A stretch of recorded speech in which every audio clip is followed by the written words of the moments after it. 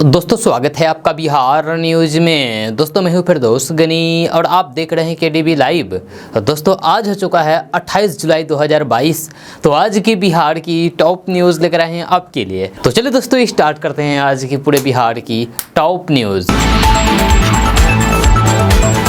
दोस्तों बिहार न्यूज में आज सबसे पहले बात करते हैं कि बिहार की किशनगंज, अररिया, पूर्णिया, कटिहार, पटना, नालंदा यानी कि सीमांचल, मिथिलांचल, मगध, पटना समेत पूरे बिहार में अगर कोई भी नाबालिग गाड़ी चलाते हुए पकड़ा जाता है, यानी कि कोई भी अगर बच्चा, लड़का हो या फिर लड़की गाड़ी चलाते हुए पकड़ा जाता है तो उनके माँ बाप पर 25,000 रुपये का जुर्माना लगाया जाएगा। यह साथ ही साथ उस नाबालिग लड़का या फिर लड़की पर केस भी दर्ज किया जाएगा। खबर के अनुसार बिहार में नाबालिग लड़का या फिर लड़की द्वारा गाड़ी चालकों पर नकेल कसने के लिए परिवहन विभाग के द्वारा तैयारी की जा रही है। इसके लिए विभाग ने चलंत दस्ता सिपाही को तैनात किया है जो नाबालिग पर नजर रखेगी और उसे पकड़ेगी। आपको बता दूं कि बिहार परिवहन विभाग के नियमानुसार बिहार में 18 साल से नीचे का कोई भी व्यक्ति गाड़ी नहीं चला सकता है।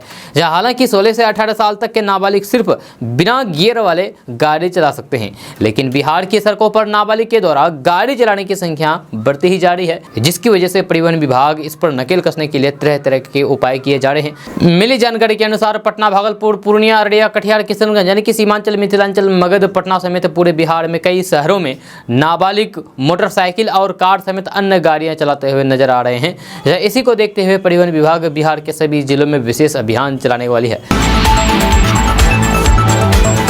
दोस्तों बात करते हैं कि बिहार की राजधानी पटना से बड़ी खबर सामने आ रही है। ताजा रिपोर्ट्स के मुताबिक बिहार के पटना, कैमूर, भोजपुर, सीवान समेत 8 जिलों में वज्रपात से 20 लोगों की जान चली गई, जिससे बिहार में हरकंप मच गया है तथा लोग परेशान नजर आ रहे हैं। खबर के अनुसार कल देर शाम से लेकर के आज तक बिहार के पटना में 4, कैमूर में वज्रपात से 7, भोजपुर में 4, सीवान में 1, जहानाबाद में 1, अरवल में 1, रोहतास में 1 और औरंगाबाद में 1 व्यक्ति जान चली गई है। आपको बता दूं कि बिहार के मुख्यमंत्री नीतीश कुमार ने शोक जताते हुए सभी मृतक के परिवार वालों को तत्काल 4-4 लाख रुपए अनुग्रह अनुदान देने के निर्देश दिया है। साथ ही साथ लोगों से खराब मौसम के दौरान सावधानी बरतने की भी अपील की है। दरअसल मौसम विभाग और आपदा प्रबंधन विभाग द्वारा समय समय पर वज्रपात को लेकर के अलर्ट जारी करता है। सीएम नीतीश कुमार ने कहा है कि लोग विभाग द्वारा जारी किए गए सुझाव का अनुपालन करें, साथ ही साथ खराब मौसम में घरों में रहें और सुरक्षित रहें।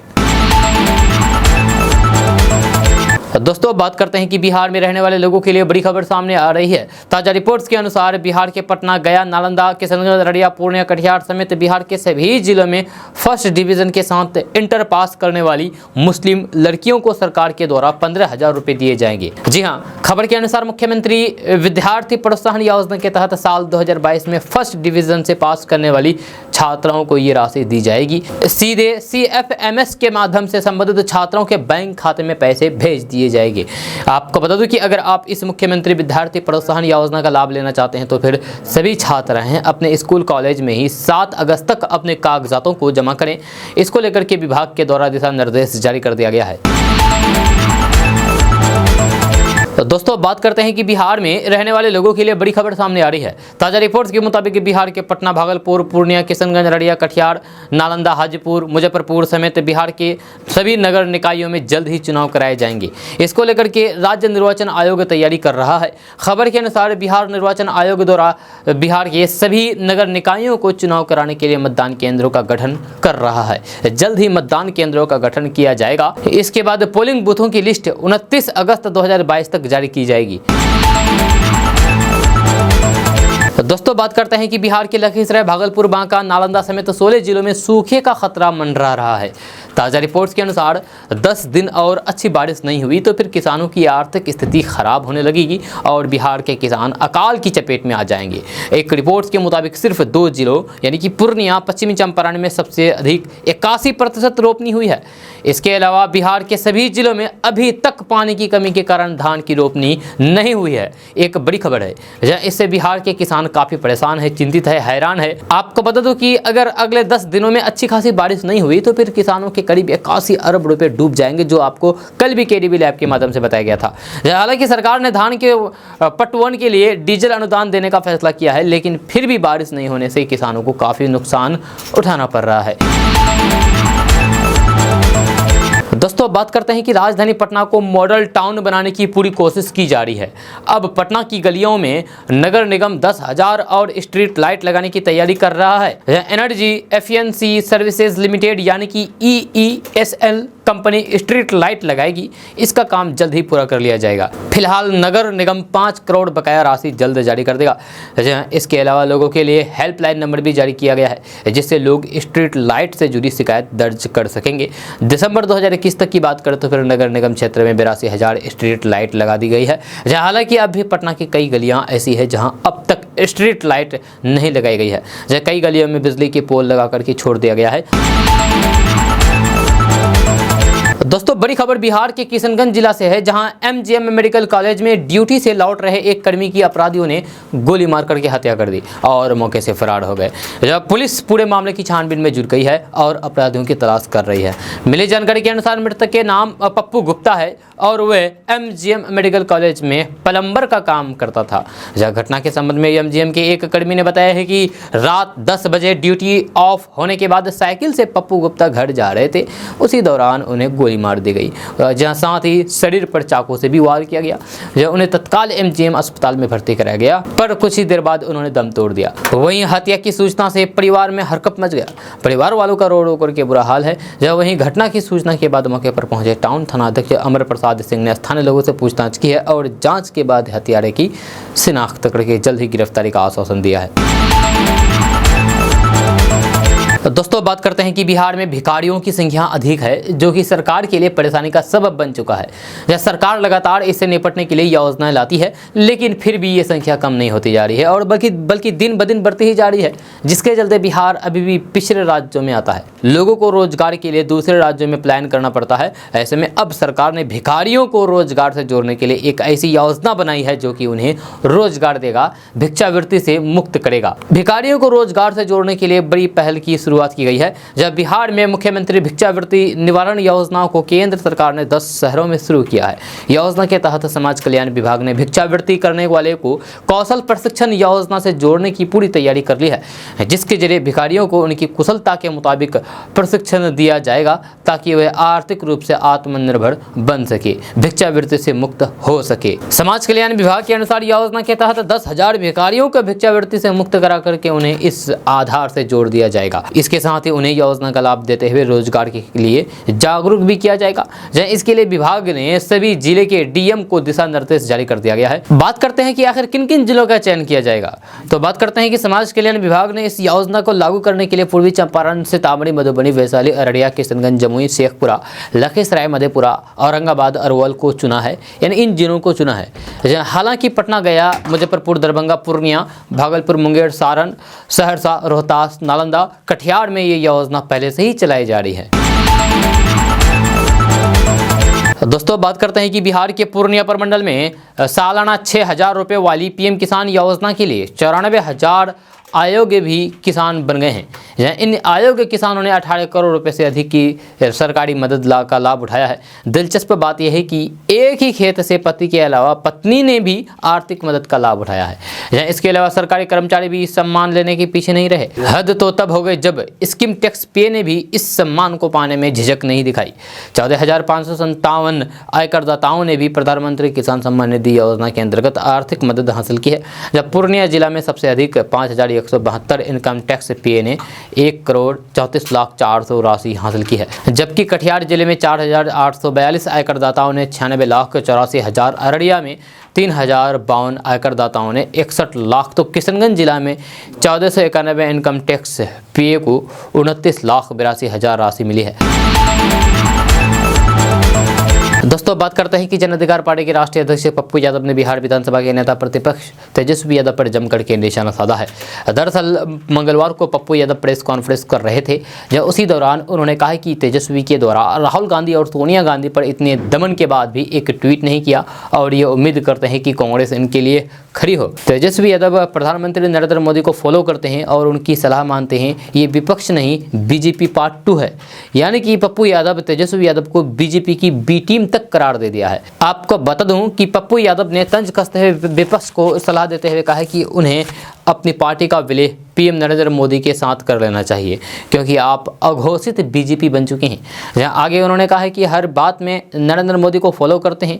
अगर नरेंद्र मोदी की सलाह इतनी ज़्यादा अच्छी लगती है तो फिर राहुल गांधी और सोनिया गांधी पर दमन के बाद एक ट्वीट करने को आप तैयार नहीं हैं। जय हो बीजेपी पार्ट 2 यानी कि बीजेपी बी टीम आरजेडी। दोस्तों बात करते हैं कि बिहार के बेगूसराय में जूता कारोबारी के घर नाइटी पहन करके आए चोर ने बड़ी ही चालाकी से अलमारी तोड़ करके 45 लाख रुपए और 25 लाख के जेवरात चुरा लिए या फिर मौके से फरार हो गया। चोर की ये करतूत मोहल्ले में लगे सीसीटीवी कैमरे में कैद हो गई है। जानकारी के मुताबिक जूता चप्पल के बड़े व्यवसायी मोहम्मद मुन्ना परिवार के साथ घर में सो रहे थे। देर रात 1 बजे नाइटी पहने चोर दाखिल हुए, जहाँ उसने कमरे का ताला तोड़ा, फिर वहां गोदरेज की अलमारी का भी ताला तोड़ा और चोरी की घटना को अंजाम दिया। जब पीड़ित व्यवसायी ने बताया है कि उसने जमीन बेच करके बहन की शादी के लिए 45 लाख रुपए अलमारी में रखे हुए थे, जब साथ ही 25 लाख के जेवरात भी अलमारी के अंदर रखे थे। चोर सारे के सारे रुपये और गहने लेकर के फरार हो गया। घटना की सूचना मिलते ही पुलिस मौके पर पहुंच गई, जहाँ मोहल्ले में लगे सीसीटीवी कैमरा को खंगाला गया। इसमें देखा गया कि चोर नाइटी पहन करके घर में घुसा था। जब पुलिस आरोपी की पहचान के लिए सीसीटीवी फुटेज को अच्छी तरीके से खंगाल रही है। दोस्तों बात करते हैं कि उत्तर प्रदेश में कई जगहों पर कांवड़ियों का गर्मजोशी से स्वागत किया गया, जहां उन पर फूल बरसाए गए। कांवड़ियों के गर्मजोशी से स्वागत पर एआईएमआईएम के प्रमुख और हैदराबाद के सांसद असदुद्दीन ओवैसी की प्रतिक्रिया सामने आई है।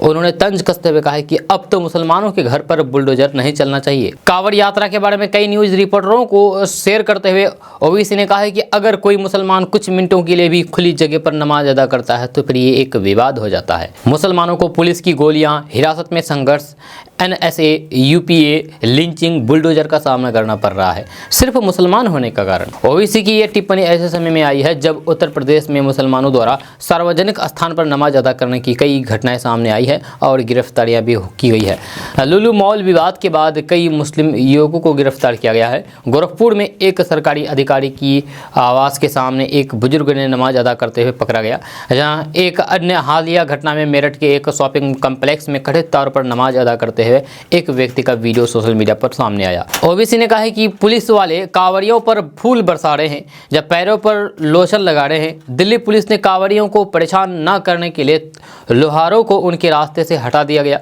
यूपी सरकार ने उनके रास्ते में मास्क पर प्रतिबंध लगा दिया गया। क्या ये रेवाड़ी संस्कृति नहीं है?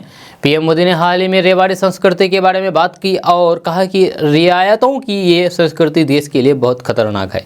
एक रिपोर्ट का हवाला देते हुए ओवैसी ने कहा कि कांवड़ियों की भावनाएं इतनी मजबूत है कि वे एक मुस्लिम पुलिस अधिकारी का नाम तक बर्दाश्त नहीं कर सकते हैं। यह भेद क्यों? सवाल है। एक से नफरत और दूसरे से प्यार क्यों? ये भी सवाल है। एक धर्म और बुलडोजर के लिए ट्रैफिक डाइवर्ट क्यों करे, अन्य के लिए? ये भी एक सवाल है। तो दोस्तों बात करते हैं कि बिहार की राजधानी पटना से बड़ी खबर सामने आ रही है। ताजा रिपोर्ट्स के मुताबिक नीतीश सरकार ने बिहार के 25 IAS अधिकारियों को प्रमोशन दिया है। इसको लेकर के सरकार के द्वारा अधिसूचना भी जारी कर दिया गया है। खबर के अनुसार 25 में से 2 IAS अधिकारियों का निधन हो चुका है। आपको बता दूं कि IAS अधिकारियों के प्रमोशन मिलने से इनके वेतन में बढ़ोतरी हो जाएगी, जहाँ इनके बाद IAS अधिकारियों को पहले से ज़्यादा सैलरी मिलेगी। दोस्तों बात करते हैं कि बिहार के पटना, भागलपुर, पूर्णिया, गया, मुजफ्फरपुर समेत कई जिलों में तेल के दाम जारी कर दिए गए हैं। तेल कंपनियों ने अपने आधिकारिक वेबसाइट पोर्टल पर पेट्रोल डीजल का नया रेट जारी किया है, जहां आज उसी नए रेट पर पेट्रोल डीजल की बिक्री की जाएगी। खबर के अनुसार आज यानी कि गुरुवार को पटना, भागलपुर, पूर्णिया समेत कई जिलों में पेट्रोल डीजल के दाम स्थिर है। इसके नए रेट में किसी तरीके के बदलाव नहीं किए गए हैं, जबकि मुजफ्फरपुर और गया समेत कुछ शहरों में पेट्रोल डीजल के दाम कम हुए हैं। दोस्तों बात करते हैं कि बिहार में कोरोना के बढ़ते मामलों को देखते हुए स्वास्थ्य विभाग की टीम सभी जिलों में अलर्ट हो गई है। ताजा रिपोर्ट्स के मुताबिक पिछले 24 घंटे के अंदर बिहार के पटना, भागलपुर, मुजफ्फरपुर, सुपौल, पटना समेत 33 जिलों में कोरोना के 363 नए मरीज मिले हैं। खबर के अनुसार बिहार में बीते 24 घंटे में कुल 1,23,691 सैंपलों की जांच की गई, जिसमें से 363 पॉजिटिव मरीज मिले हैं। इससे बिहार में कोरोना के एक्टिव मरीजों की संख्या 1743 हो गई है। इस दौरान पहले से संक्रमित 468 मरीज स्वस्थ हुए हैं।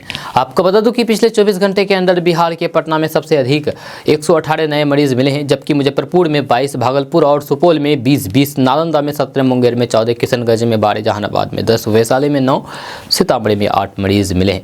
वहीं पूर्णिया में 6, रोहतास में 5, मधेपुरा में 5, खगड़िया में 8, गया में 9, जमुई में 5, कैमूर में 6, कटिहार में 4, अरवल में 9, औरंगाबाद में 7, बांका में 7, बेगूसराय में 5, अरवल में 6 नए कोरोना मरीज मिले हैं। जहाँ अन्य जिलों में भी कोरोना संक्रमित मरीजों की पुष्टि की गई है, जो आपको हम अभी नहीं बता रहे हैं।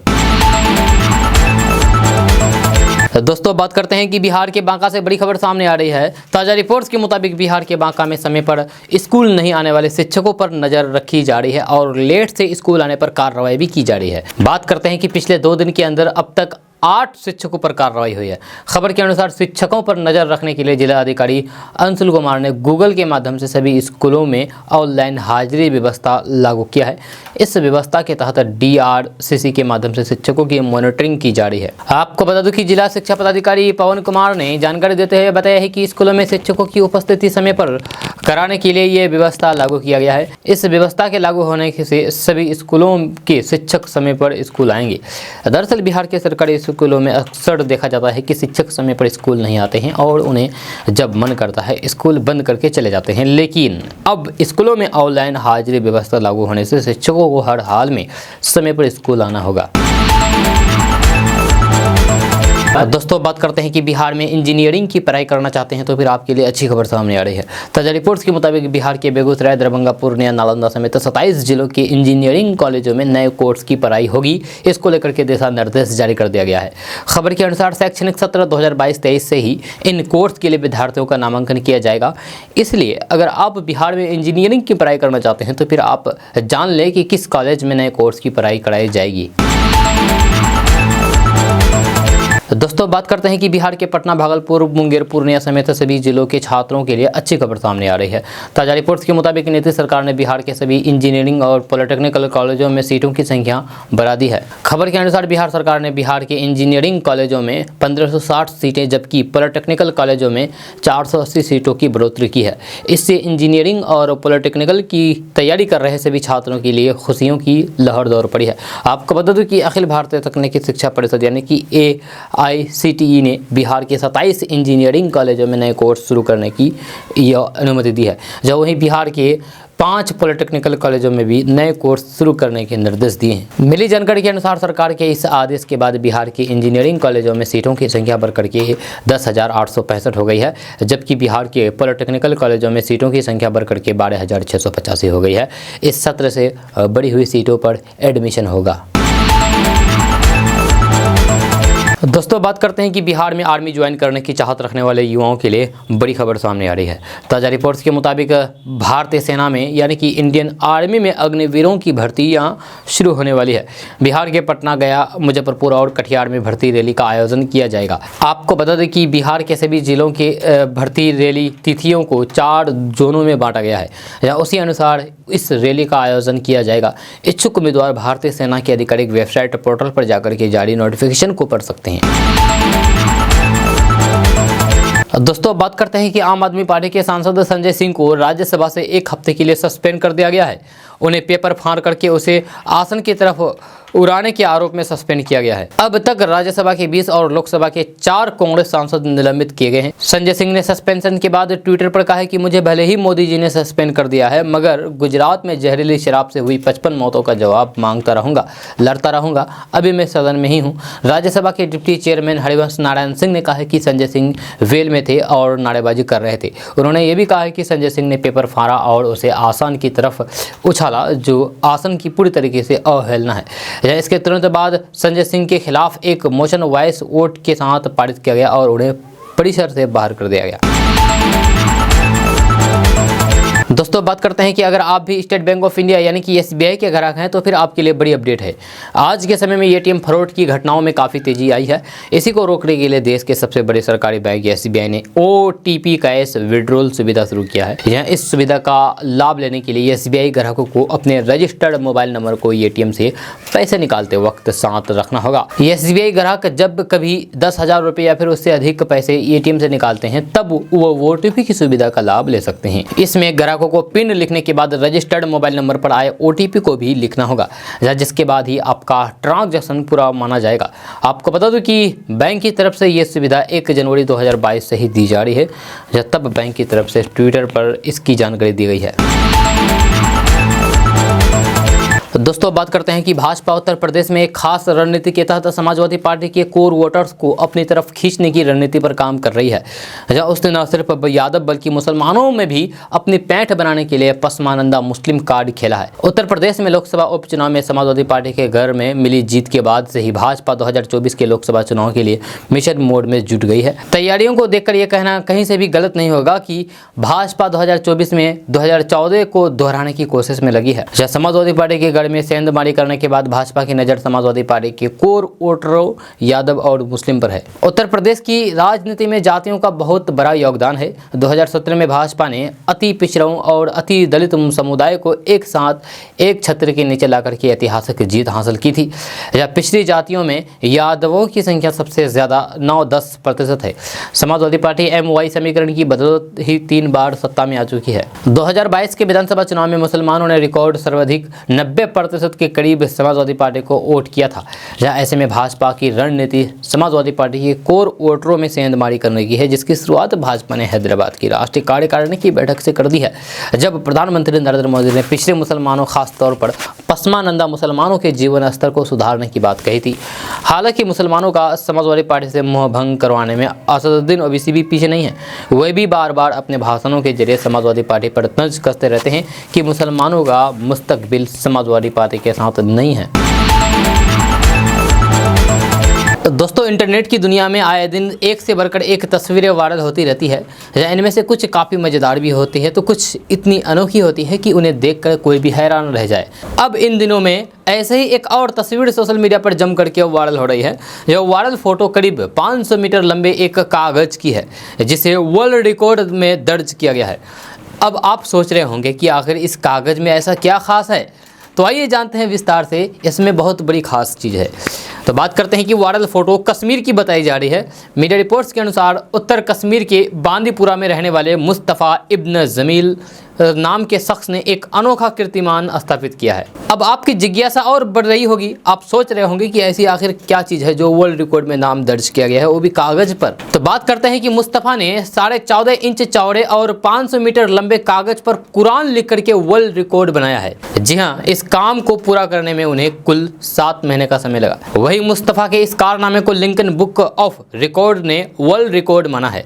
साथ ही इसके लिए उन्हें पुरस्कृत भी किया गया है। जानकारी देते हुए मुस्तफ़ा ने बताया है कि मैं हर दिन 18 घंटे पेपर पर कुरान लिखा करता था। मुस्तफ़ा ने बताया है कि उन्होंने अपनी हैंड राइटिंग सुधारने के लिए कैलीग्राफी शुरू की थी। इस दौरान वे पेपर पर कुरान की आयतें लिखते थे। तब उन्हें ख्याल आया है कि क्यों ना वे पूरी कुरान को ही लिख डाले। इधर मामले को लेकर के कश्मीर में रहने वाले फोटो जर्नलिस्ट बासिर जगर ने अपने ट्विटर हैंडल पर एक वीडियो भी पोस्ट किया है। वीडियो में 500 मीटर लंबे कागज़ पर लिखी गई कुरान को साफ देखा जा सकता है। यह सोशल मीडिया यूजर्स वीडियो पर कमेंट करके मुस्तफ़ा को उनके इस अनोखे कारनामे के लिए बधाई दे रहे हैं। जहाँ लोगों का कहना है कि ये वाकई काफ़ी मेहनत और लगन भरा काम है। लोगों को मुस्तफ़ा के इस कमाल के बारे में जानना चाहिए। वहीं एक अन्य शख्स ने बताया है कि कुछ महीने पहले मुस्तफ़ा ने शीना भाषा में कुरान की ट्रांसलेट भी किया था। दोस्तों बात करते हैं कि सोचिए कि आप रास्ते में से गुजर रहे हो और अचानक से आपको भगवान नजर आए, तो फिर आप क्या करेंगे? जहाँ आप कहेंगे ऐसा कि कैसे हो सकता है, लेकिन हम आपको एक ऐसे वीडियो दिखाने वाले हैं जिसे देखने के बाद आपको यकीन हो जाएगा कि हम जो कह रहे हैं ठीक ही कह रहे हैं। या आप देखेंगे कि एक शख्स भगवान शिव का रूप लिए नंदी पर सवार होकर के फुल स्पीड में सड़क पर दौड़ रहा है। आप देखेंगे कि इसमें अपनी बाइक को पूरी तरीके से नंदी बैल का लुक दिया हुआ है। जहाँ बाइक की हेलमेट की जगह नंदी का मुंह है और पूरी बाइक को इस तरह सफ़ेद कपड़े या फिर रुई से ऐसे ढका हुआ है जैसे वाकई कोई बैल हो। बाइक पर एक डमरू के साथ एक त्रिशूल भी फिट किया गया है। इस शख्स ने कांवड़ यात्रा के लिए ये लुक दिया है, जहाँ लोग इसे देख करके हैरान भी हो रहे हैं और खुश भी हो रहे हैं। इस भाई ने सावन के दिनों में भगवान को प्रसन्न करने के लिए बड़ा ही मज़ेदार आइडिया निकाला है, जो आप भी अपने मोबाइल स्क्रीन पर अभी वीडियो देख रहे हैं। दोस्तों, आपने सरकारी स्कूल के कई अनोखे किस्से सुने होंगे, जिससे आपने बच्चे के भविष्य का अंदाज़ा भी लगा दिया होगा। यह ताज़ा मामला बिहार के गोपालगंज का है, जहां स्कूल को अय्यासी का अड्डा बनाया जा रहा है। डिजिटल क्लासरूम में लगे प्रोजेक्टर पर खेसारी लाल यादव के अश्लील गाने बजाए जा रहे हैं। गोपालगंज का ये वीडियो सोशल मीडिया पर तेजी के साथ वायरल हो रहा है। मामला गोपालगंज के मांझागढ़ प्रखंड के Dharmaprasad high school inter college का है। यहाँ स्मार्ट क्लास में ना तो कोई मैथ का लेक्चर चल रहा है और ना ही किसी अन्य विषय का, बल्कि यहाँ बच्चों ने सारी हदें पार करते हुए खेसारी लाल यादव के अश्लील गाने बजा रहे हैं। इस वीडियो से सरकारी स्कूल के हाथ से साथ साथ छात्रों के भविष्य का भी अंदाजा लगाया जा सकता है। दरअसल ये पहला मामला नहीं है जब किसी सरकारी स्कूल को अय्यासी का अड्डा बनाया गया हो, बल्कि इससे पहले भी कई सरकारी स्कूल बदनाम हो चुके हैं। जहाँ कहीं बच्चों को फायरिंग की ट्रेनिंग दी जाती है तो कहीं ये अश्लील गानों पर ठुमके लगाते नजर आते हैं। इस बार गोपालगंज जिले के क्लासरूम में लगे प्रोजेक्ट पर खेसारी लाल यादव के अश्लील गाने बजाए जाने का मामला सामने आया है, जिस पर जल्द ही कार्रवाई हो सकती है। दोस्तों, बात करते हैं कि किशनगंज के स्कूल में जुमे की नमाज पर छुट्टी हो रही थी। जहाँ खबर के सामने आने के बाद बिहार सरकार हरकत में आई है। शिक्षा मंत्री विजय कुमार चौधरी ने कहा है कि संबंधित अधिकारियों से जवाब मांगा गया है। जहाँ बिहार के किशनगंज जिले के 37 स्कूलों में साप्ताहिक छुट्टी रविवार को बजाय शुक्रवार को हो रही थी। इस खबर के सामने आने के बाद बिहार सरकार हरकत में आई है और अब शिक्षा विभाग सक्रिय हो गया है। स्कूलों में रविवार के बजाय शुक्रवार को छुट्टी होने की खबर मीडिया में सामने आने के बाद राज्यों के शिक्षा मंत्री विजय कुमार चौधरी ने कहा है कि जहां से ऐसे मामले सामने आए हैं वहां के जिला शिक्षा पदाधिकारी से प्रतिवेदन मांगा गया है। इस पूरे मामले पर बिहार के शिक्षा मंत्री विजय कुमार चौधरी ने कहा कि स्कूलों से जानकारी मांगी गई है कि साप्ताहिक छुट्टी कब रहती है और किसके आदेश से रविवार को छोड़ करके दूसरे दिन छुट्टी दी गई है। विजय कुमार चौधरी ने कहा है कि प्रतिवेदन का जवाब आने के बाद उस पर समीक्षा होगी। शिक्षा मंत्री विजय कुमार चौधरी ने यह भी कहा है कि अगर शुक्रवार को स्कूल बंद रहता है तो फिर रविवार को स्कूल चलता है कि नहीं, या कोई गफलत करके फ़ायदा उठाता है या फिर दोनों दिन छुट्टी कर रहा है, इसका भी अता पता किया जाए। इसके बाद निर्णय लिया जाएगा। आप सोच रहे होंगे कि आखिर ये मामला है क्या। तो दरअसल कुछ समय पहले मीडिया के माध्यम से ये जानकारी सामने आई थी कि बिहार के किशनगंज में जुमे पर स्कूलों में छुट्टी होती है। जब मामले ने तुल पकड़ा तो फिर शिक्षा मंत्री ने संज्ञान लेते हुए रिपोर्ट मांग ली। जहाँ आपको बता दूं कि किशनगंज के मुस्लिम बहुल इलाके में सरकारी स्कूलों में साप्ताहिक छुट्टी शुक्रवार को होती है। जहाँ एक दो नहीं बल्कि 37 सरकारी स्कूल ऐसे पाए गए हैं जहाँ नियमों को ताक पर रख करके जुमे की छुट्टी होती है। दोस्तों, बात करते हैं कि नेशनल हेराल्ड केस से जुड़े मनी लॉन्ड्रिंग मामले में राहुल गांधी और कांग्रेस अध्यक्ष सोनिया गांधी से लगातार पूछताछ हो रही है। इसको लेकर के कांग्रेस लगातार प्रदर्शन कर रही है। बिहार में भी कांग्रेस नेता इसका विरोध कर रहे हैं, लेकिन इस बीच पूर्व सांसद और जन अधिकार पार्टी के राष्ट्रीय अध्यक्ष पप्पू यादव ने केंद्र सरकार पर सनसनीखेज आरोप लगाया है। जब पप्पू यादव ने यह आरोप लगाया है कि सरकार कभी भी राहुल गांधी की हत्या करवा सकती है। जन अधिकार पार्टी के राष्ट्रीय अध्यक्ष पप्पू यादव ने आरोप लगाया है कि केंद्र की सरकार कभी भी राहुल गांधी की हत्या करवा सकती है। इस मामले में सुप्रीम कोर्ट को संज्ञान लेना चाहिए। विपक्ष की आवाज़ को दबाया जा रहा है। केंद्र सरकार को सबसे ज़्यादा डर राहुल गांधी से है। उन्होंने कहा है कि ऐसे हाल में सभी विपक्षी पार्टियों को एक होना चाहिए। पप्पू यादव ने एक प्रेस कॉन्फ्रेंस के दौरान ये भी आरोप लगाया है कि यूनिवर्सिटी में वीसी की बहाली के लिए रुपयों का लेन देन किया जाता है। दोस्तों, बात करते हैं कि वंदे भारत ट्रेनों को लेकर के एक नई खुशखबरी सामने आई है। दरअसल 75 हफ्ते में 75 वंदे भारत ट्रेनों के प्रधानमंत्री नरेंद्र मोदी के लक्ष्य को पूरा करने की दिशा में तीसरे वंदे भारत ट्रेन चेन्नई के इंटीग्रेटेड कोच फैक्ट्री से 12 अगस्त को ट्रायल के लिए रवाना होगी।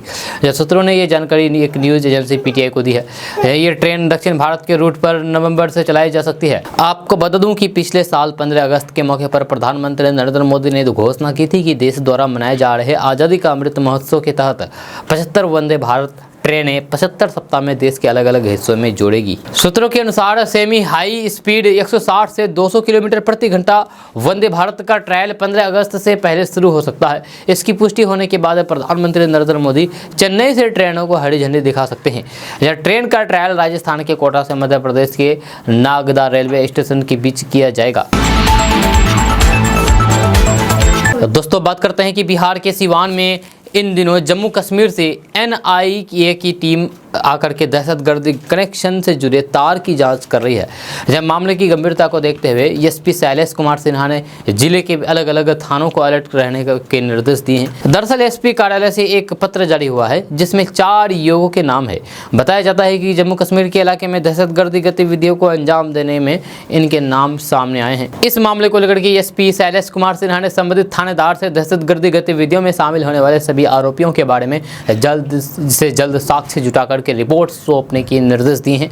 आपको बता दूं कि केंद्रीय गृह मंत्रालय ने राज्यों को पत्र लिखकर के 4 संदिग्धों के बारे में जानकारी दी है। ये सभी जैसे मोहम्मद और लश्कर मुस्तफ़ा के लिए काम किया करते थे। गृह मंत्रालय ने 5 दिनों के अंदर इन सभी युवकों के बारे में जांच करके रिपोर्ट देने को कहा है। दोस्तों बात करते हैं कि बीजेपी ने मिशन 2024 के लिए अभी से अपनी कमर कस ली है। जहां PM मोदी ने 2024 के लोकसभा चुनाव से पार्टी का आडवाणीकरण करने पर विचार कर रहे हैं। जहां इस रणनीति पर प्रधानमंत्री नरेंद्र मोदी काम करना शुरू कर दिया है। जहां पार्टी के तमाम बुजुर्ग नेता अब अपनी भूमिका को लेकर की चिंता में है। जब बुजुर्ग नेताओं को 2 बड़ी चिंताएं सता रही है। एक तो ये कि टिकट पाने के लिए जो शर्त है उस पर खड़े उतरेंगे या नहीं। दूसरी, अगर टिकट मिला और चुनाव जीत भी गए तो फिर उन्हें अहमियत भी मिलेगी या नहीं। यदि वे मंत्री ना बने तो फिर उनके राजनीति में होना ना होने का कोई खास मतलब नहीं रह जाएगा।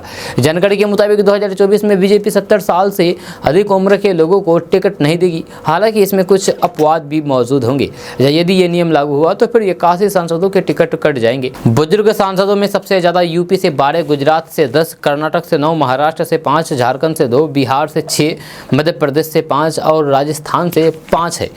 पार्टी का मानना है कि इस फैसले से नए कार्यकर्ताओं को राजनीति में आने का मौका मिलेगा। पार्टी के एक नेता ने यह भी कहा है कि इसे टिकट काटना नहीं होगा कहेंगे, बल्कि अपने से कम उम्र के कार्यकर्ताओं को बेटन सौंपना कहेंगे। दोस्तों बात करते हैं कि CBI ने RJD अध्यक्ष लालू प्रसाद यादव के तत्कालीन OSD भोला यादव को नौकरी के लिए कथित जमीन के मामले में गिरफ्तार किया है। जब बिहार में करीब 4 जगहों पर तलाश जारी है। बिहार में पटना, दरभंगा में 4 जगहों पर तलाशी अभियान चलाया जा रहा है। भोला यादव 2004 से 2009 तक लालू प्रसाद यादव के OSD रहे हैं। उस समय लालू प्रसाद यादव केंद्रीय मंत्री थे। तभी रेलवे में भर्ती घोटाला हुआ था।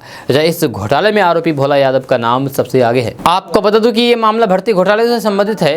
ऐसा आरोप है कि लालू प्रसाद यादव के रेल मंत्री रहते समय नौकरी लगवाने के बदले जमीन प्लॉट लिए थे। CBI ने इस मामले में जांच के बाद बीते दिनों लालू प्रसाद यादव, राबड़ी देवी, मीसा यादव, हेमा यादव, कुछ ऐसे उम्मीदवारों पर मामले दर्ज किए हैं जिन्हें प्लॉट या फिर प्रॉपर्टी के बदले नौकरी दी गई थी। CBI ने इससे पहले मई माह में लालू प्रसाद यादव से जुड़े 17 जगहों पर छापेमारी की थी। CBI की कार्रवाई करीब 14 घंटे तक जारी रही। ये छापेमारी लालू प्रसाद यादव, उनकी पत्नी राबड़ी देवी, बेटी मीसा भारती के पटना, गोपालगंज में, दिल्ली में स्थित ठिकानों पर की गई।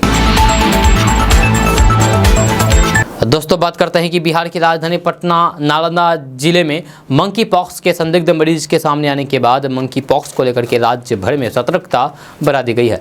जब बाहर से राज्य में आने वाले पर विशेष नज़र रखने के निर्देश दिए गए हैं। बिहार के स्वास्थ्य मंत्री मंगल पांडे ने बताया है कि संभावित मरीज मिलने पर सैंपल मंगवाने की व्यवस्था विभाग द्वारा की गई है। सैंपल की जाँच के लिए पुणे भेजा जाएगा। जहाँ उन्होंने बताया है कि शहरी क्षेत्र के अलावा ग्रामीण क्षेत्र में भी नज़र रखने के निर्देश दिए गए हैं।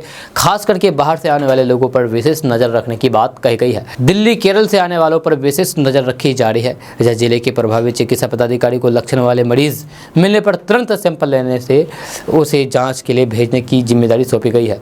जहाँ सभी जिलों में मंकी पॉक्स के संक्रमण को लेकर के सरकारी अस्पतालों में व्यवस्था करने के भी निर्देश दिए गए हैं। स्वास्थ्य मंत्री मंगल पांडे ने साफ शब्दों में कहा है कि मंकी पॉक्स से डरने की कोई जरूरत नहीं है। इस बीच पटना नालंदा जिले में मिले संदिग्ध मरीजों के सैंपल को लेकर के जांच के लिए भेजा जा रहा है।